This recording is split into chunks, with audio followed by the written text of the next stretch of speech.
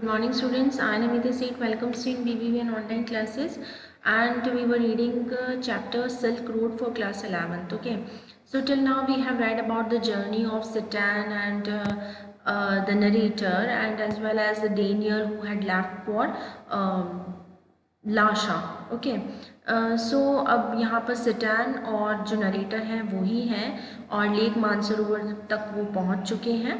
अब actually their main aim was to do the kora to complete the kora of mount Kailash. Okay, तो अभी तक हमने ये सब पढ़ा है कि माउंट कैलाश में जो 4 नदियों का मिलन होता है उसके बारे में हमने पढ़ा है। Now let's see the next part of the chapter. But I had to wait. Satan told me to go and drink some tea in Horse Only Cafe, which, like all the other buildings in town, was constructed from badly painted concrete and had 3 broken windows. तो अब होर तक वो पहुंच चुके हैं जो भी बहुत ज़्यादा मिजरेबल प्लेस है। तो सिटन ने वहाँ पर उसे नरेटर को वेट करने के लिए बोला क्योंकि उनकी गाड़ी में थोड़ी प्रॉब्लम है, और उसको बोला कि आप वहाँ पर जाके चाय पियो। और लेकिन वहाँ की जो बिल्डिंग्स हैं वो बहुत ज़्यादा बैडली कंस्ट्रक्टेड थी, और इवन जिस कैफ़े में वो बैठा था होर के वो भी बहुत मतलब बैडली कंस्ट्रक्टेड था, उसकी जो विंडोज़ थी वो भी ब्रोकन थी। The good view of the lake through one of them help to compensate for the drought. तो जो एक अच्छा सा व्यू था लेक का, सिर्फ वही ज़िम्मेदार था कि मतलब जो ड्रॉट है, जो सूखा है वहाँ पे होर पे, तो लेक मानसरोवर को देख के सिर्फ मतलब एक वही अच्छा व्यू पॉइंट था पूरे होर में। अदरवाइज़ जो होर थी उसकी बहुत ज़्यादा मिजरेबल प्लेस लग रही थी, सिर्फ एक लेक मानसरोवर ही देखने वाली चीज़ थी वहाँ पे। तो लेक मानसरोवर ही उस ड्रॉट की या उसकी उस सूखी प्लेस की भरपाई करती थी।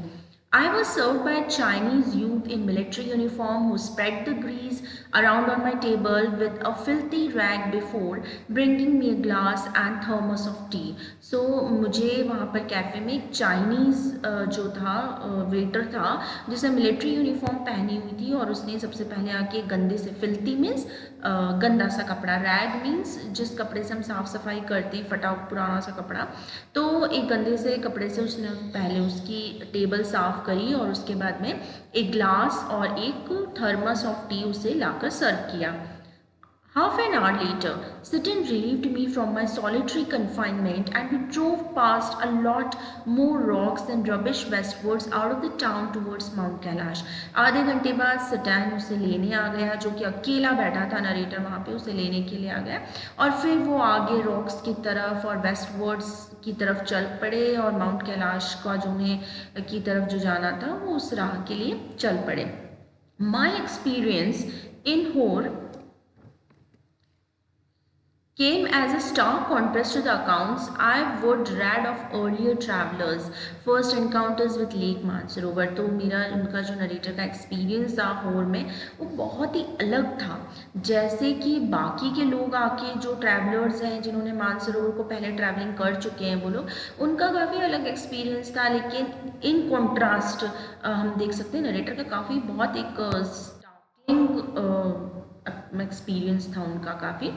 Ikai Kawaguchi, a Japanese monk who had arrived there in 1900। तो 1900 में एक जापानीज मॉन्क है, जापानीज साधु था, उसका नाम था इकाई कावागुची, वो भी लेक मानसरोवर गया था।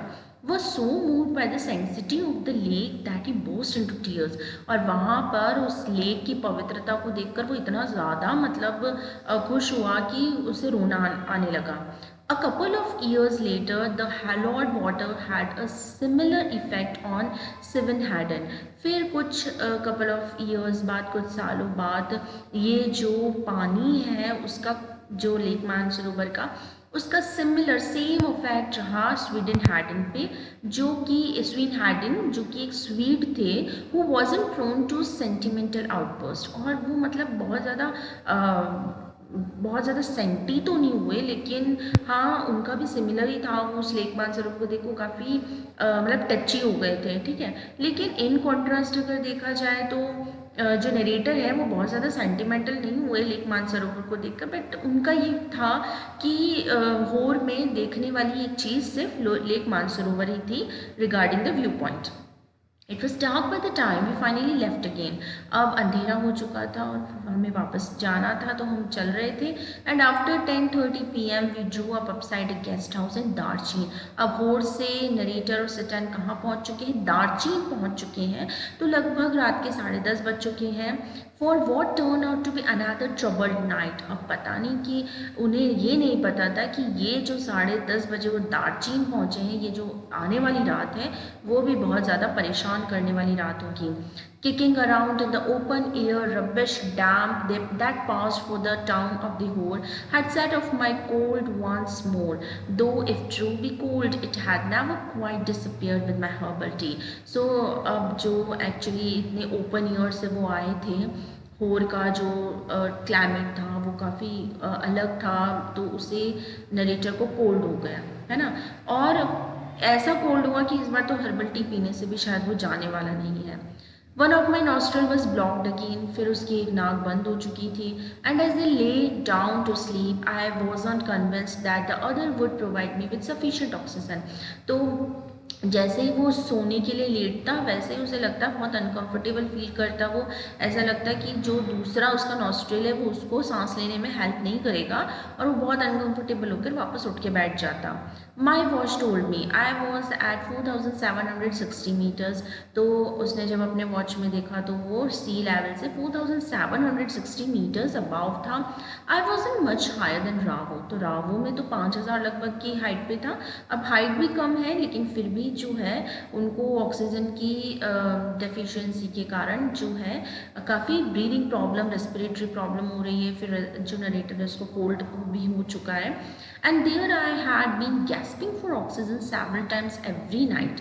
I have grown accustomed to these nocturnal disturbances by now, but they still scared me. तो उसने बोला कि जो रात को ऑब्वियसली उसे नींद नहीं आ रही थी, तो जितने भी नॉक्चुरल नाइट में जितनी भी आवाज़ें होती हैं अलग अलग रेप्टाइल्स की, और जो है ना वॉल की वॉच की जो क्लिकिंग की आवाज़ें होती हैं, वॉच की टिक की आवाज़ होती है ना, वैसे तो ये सारी आवाज़ें उससे बहुत ज़्यादा परेशान कर रही हैं और कहीं कहीं थोड़ा डरा भी रही हैं। Tired and hungry I started breathing through my mouth. अब बहुत ज़्यादा थक चुका है, बहुत ज़्यादा भूख भी लगी है, अब उसने मुंह से सांस लेना स्टार्ट कर दिया हुआ है, ठीक है। After a while, I switched to single nostril power, which seemed to be admitting enough oxygen. But just as I drifting off, I woke up apparently. तो जैसे ही उसे लगता कि हाँ अब ठीक है, थोड़ा एक नाक से सांस ले सकता हूँ, तो वो लेटने की कोशिश करता, जैसे सोने की कोशिश करता, फिर अनकंफर्टेबल फील होता और उठ के बैठ जाता। समथिंग वॉज रॉन्ग, कुछ तो गड़बड़ थी। My chest felt strangely heavy. उसका जो चेस्ट था वो बहुत ज़्यादा हैवी फील हो रहा था उसे।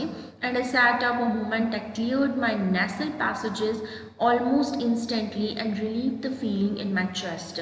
सो वो बैठ जाता और उसके बाद में जो उसकी जो नाक की जो पैसेजेस हैं उसमें वो फील करता कि मतलब कहीं ठीक हो जाए। उसका जो चेस्ट है उसको फिर वो रिलीफ फील करता है, मतलब बैठता है तब तक उसे थोड़ा कंफर्टेबल फील होता है। जैसे ही वो सोने के लिए लेटने की कोशिश करता है फिर उसे सांस में प्रॉब्लम होने लग जाती है। क्यूरियस आई थॉट, उसने कहा कि चलो फिर बैठे बैठे ही जो है रात निकालनी पड़ेगी, तो ऐसे ही निकालना होगा। Okay, so next part of the chapter will see in the next video. Till than happy learning.